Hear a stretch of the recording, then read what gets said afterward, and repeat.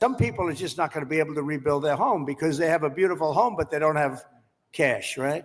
So what are people looking to do in that case? You're going to have a big percentage, I would assume, Brad, like that. What are they going to do? Go ahead. Mr. President, without your help, they're only going to get $43,000 from the federal government, even if they have a half Well, million dollar you did something, loss. Brad, with every. Okay, so that's essentially the end of that right there.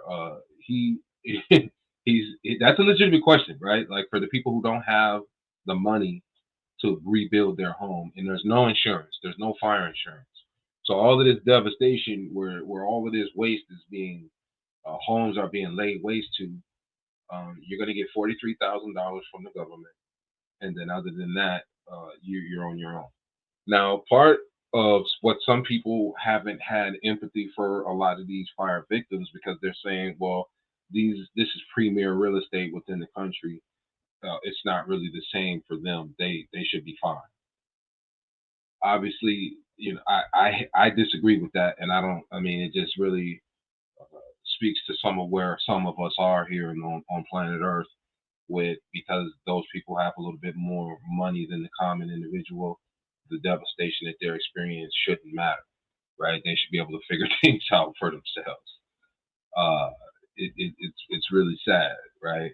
But for the rest of us who are still tapped into the human family and care for one another like we should care for ourselves, if nothing else in spirit, those are tragic circumstances. Our hearts are with them.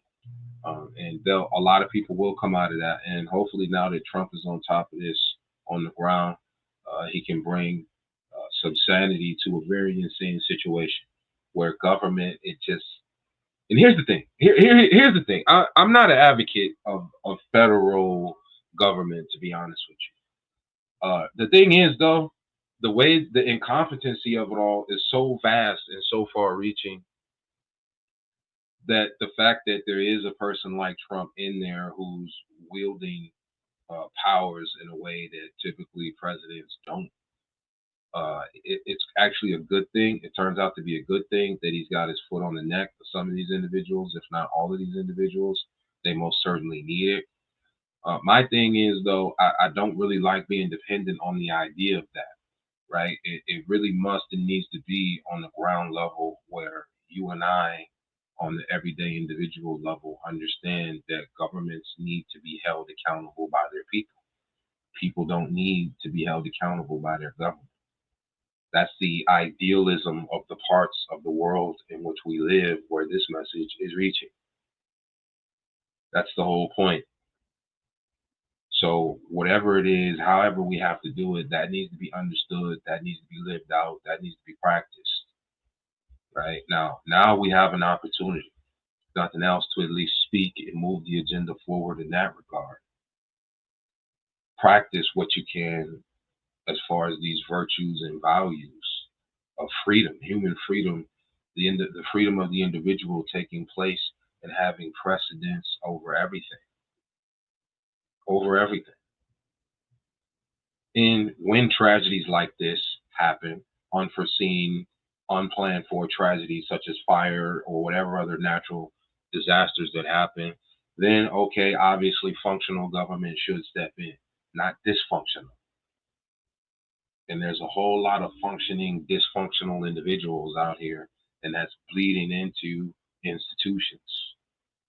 I say we all need to become a little bit more functional and transfer that functionality into whatever it is that we do. It's not about doing less for more, the most amount of money we can get for the least amount of effort.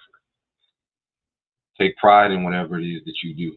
Take pride in the land where you've invested, your forefathers have invested blood, sweat, and tears. Be an individual of prosperity and purpose. Do that, I do that, enough of us do that, we'll be fine. Do it not, and what befalls you, you deserve.